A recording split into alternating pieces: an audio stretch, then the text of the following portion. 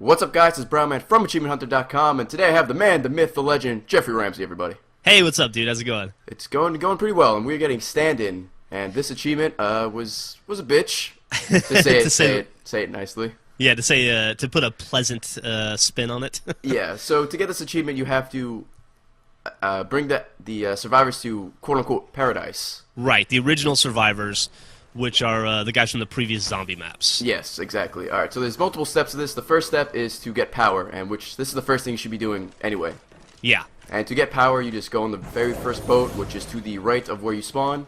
You're going to open a few doors, and you are going to flip a switch to get power.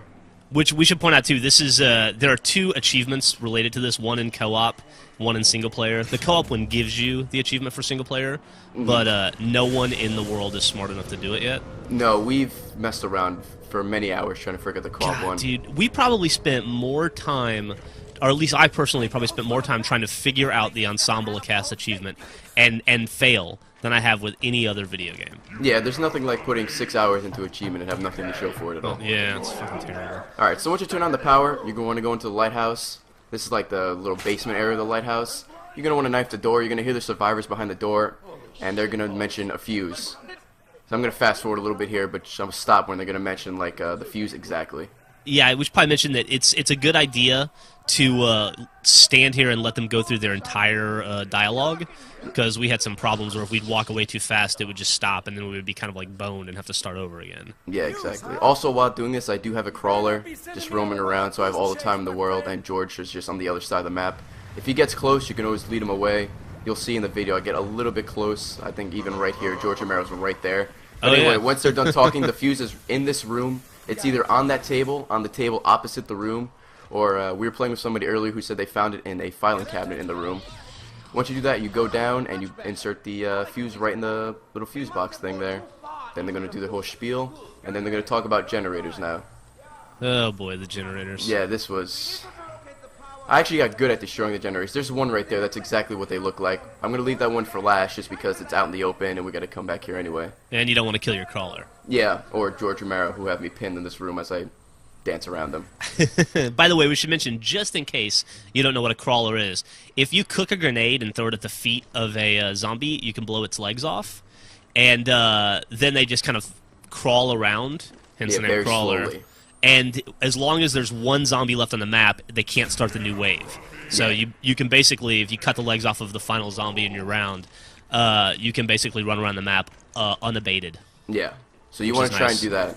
I have Semtex grenades, which you buy off the wall on the second boat, but it does work with frags as well. And if you have a ray gun, you could aim toward their lower body, and that will work as well. The first generator you saw there was in between the first and second boat. It's kind of in like a little crevice between them. Just throw your Semtex grenades, and they're usually good about going off. This one was being a pain in the ass. Took 3 grenades to get it. You have to get it on the actual red part at the top of the generator itself. And if you run out of grenades, you can just run back and buy Semtex. They're pretty cheap. Yeah, they're pretty cheap. They're only 250 bucks, I think, yeah. Yeah, the one I just got there that took 3 grenades was on the first boat where you turn on the power. There's like a section on the opposite side of the boat that you can open. And yeah, it's kind of hanging off the boat. I think that's the most difficult one to get. Toss a few grenades, you'll get that no problem. This is at the bottom of the lighthouse. You go all the way to the bottom. You open the door opposite the stairs. And this is a little boathouse here. And check out this sweet throw. Yeah. Oh, brilliant, dude. That was awesome. That's a nice little twitch throw. You can actually get the zombies to open this window to be much easier. But I've had to do this so many times that I'm just comfortable with making that throw. Yeah. So that's number 3. And then the fourth one is, of course, in the room. So we're going to come back down here. And just toss it up there, and that is done. This achievement is exhausting just to watch, let alone to try and get. Golly. Yeah, I was up late last night making sure. You need like a perfect run, everything to go perfectly, get good weapons, and just brutal.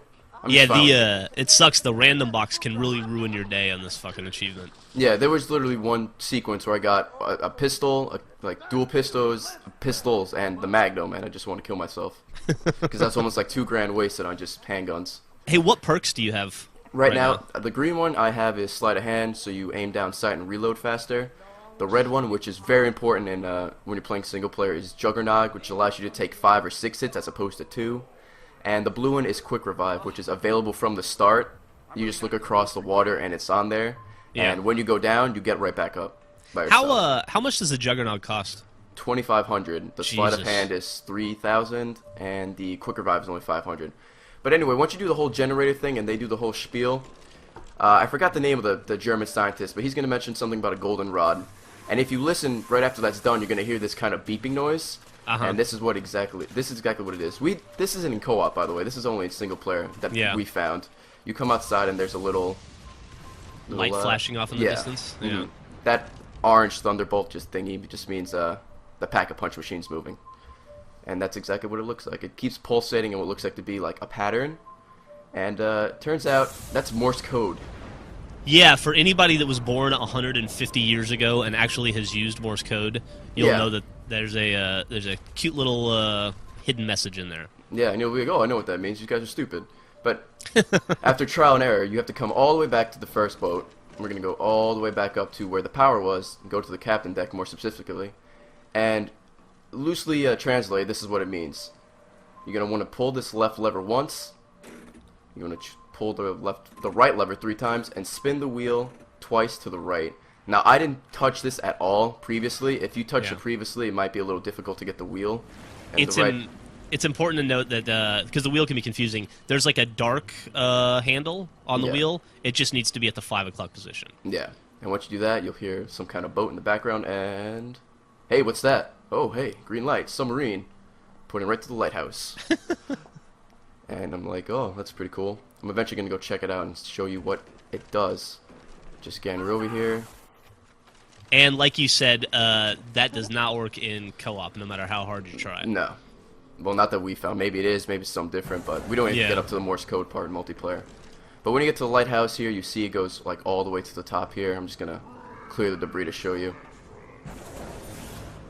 And I think you could see it from here. I don't go up all the way, but there's like a ship up there, like some kind of UFO even, and it goes all the way down to the bottom. Yeah, we're almost done though. We're at the final step here. Now is the infamous goldenrod. So you're gonna need the VR11, which you get out of the random box, which in itself is a challenge. Or in my case, you just never ever get the or you just never get it. And what you want to do is you want to bring a zombie over here, crawler or not. I paused the game here. Don't ask me why. You're going to shoot him with the VR11. He turns into a human. You have to make sure he goes into the portal. Keep shooting him so he dies. You'll know he's dead when he's like that. And we're going to follow him up.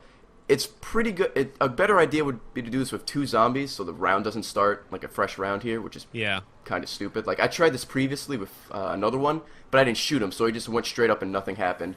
Now, I'm going to get attacked here, but if you watch the portal in the background, you'll see something drop. You'll hear like a bolt of lightning, which will happen right here.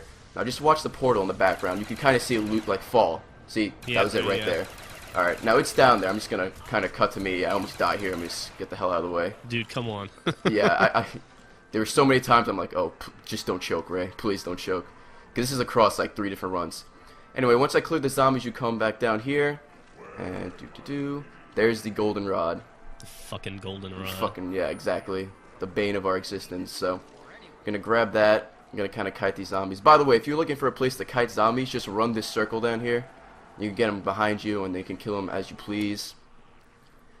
Once that's all said and done, take the goldenrod. You want to put it right in that tube there.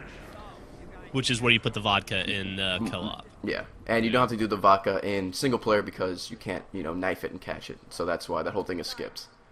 So now they're going to save some more stuff. Oh, nice.